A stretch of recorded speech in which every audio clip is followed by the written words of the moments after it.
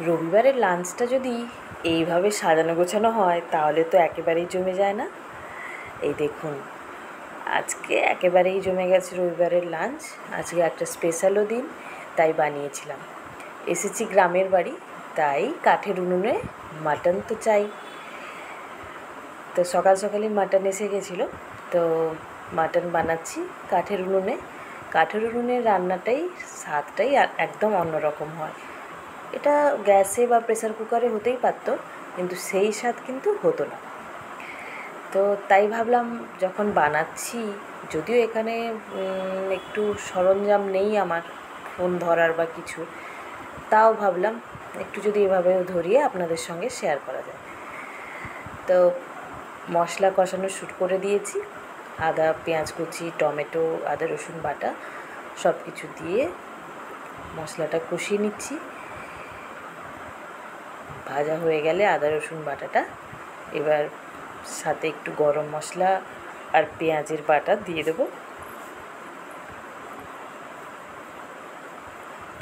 গ্রামের বাড়িতে এসে মাটির উনুনে যদি মাটন রান্না করে না খাওয়া হয় তাহলে কিন্তু একেবারেই মনটা ভালো লাগে না। তা আজকে বানাচ্ছি মাটন। এই দেখুন, মশলা পেঁয়াজ বাটাটা দিয়ে দিয়েছি। মাটনটা আগে থেকেই ধুয়ে নিয়ে তেল, হলুদ, রসুন, আদা রসুন বাটা, নুন দিয়ে ভালোভাবে মাখিয়ে রেখেছি। আলুটাও ভেজে রেখে দিয়েছি। মশলা ভালোভাবে কষানো হয়ে গেলেই মাটনটা দিয়ে দেবো।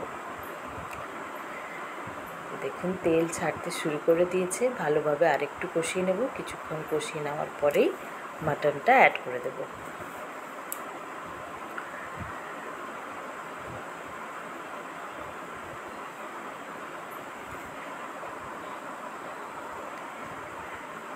আপনারা আজকে কে কী রান্না করলেন প্লিজ আমাকে কমেন্ট করে জানাবেন। কার কার এইভাবে মাটির উনুনে রান্না করতে ভালো লাগে অবশ্যই জানাবেন। আর প্লিজ আমাকে কমেন্ট করতে ভুলবেন না। এই দেখুন মশলা কষানো হয়ে গেছে, এবার মাটনটা অ্যাড করে দিচ্ছি।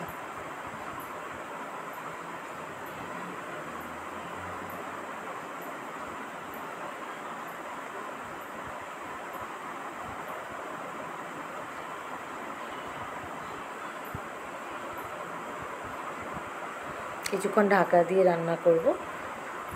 মাটন উনুনে করতে একটু টাইম তো বেশি লাগবে সেদ্ধ করতে, তাই ঢাকা দিয়ে দিয়ে রান্না করে নেব।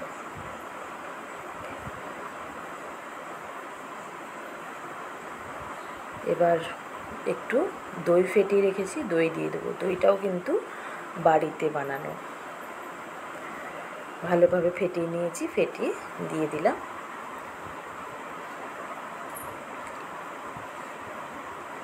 কিছুক্ষণ ভালোভাবে কষিয়ে নিয়ে দেখুন কতটা জল বেরিয়েছে। ভালোভাবে কষাতে হবে।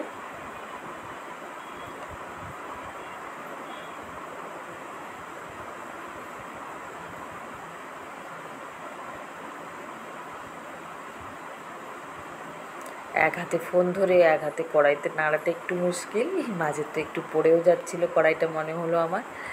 যাই হোক, তো মশলা অনেকটাই কষানো হয়ে গেছে, এই জন্য এবার আলুগুলো যে ভেজে রেখেছিলাম দিয়ে দিলাম। এই দেখুন তেল ছেড়ে গেছে, কষানো একদম হয়ে গেছে। এবার জল অ্যাড করব। জল কিন্তু একেবারেই ঠান্ডা জল নয়, গরম জল দিতে হবে। জল গরম করে এনেছি, এবার দিয়ে দেব। এরপর ধিমি আঁচে ধীরে ধীরে উনুনে আস্তে আস্তে সেদ্ধ হবে। তারপরেই রেডি হয়ে যাবে একদম আমাদের মাটন। দেখুন কালারটাও কত সুন্দর এসেছে না। ঢাকা দিয়ে দেব। ঢাকা দিয়ে ধিমি ধিমি আঁচে রান্না করব।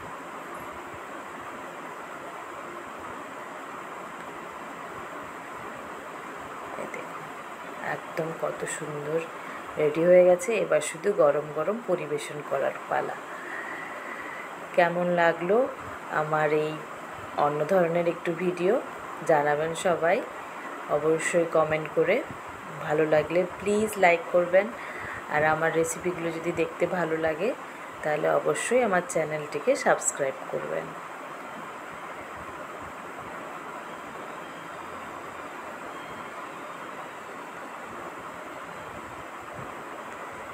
একদম রেডি হয়ে গেছে, চলুন এবার পরিবেশন করে খেয়ে নেওয়া যাক।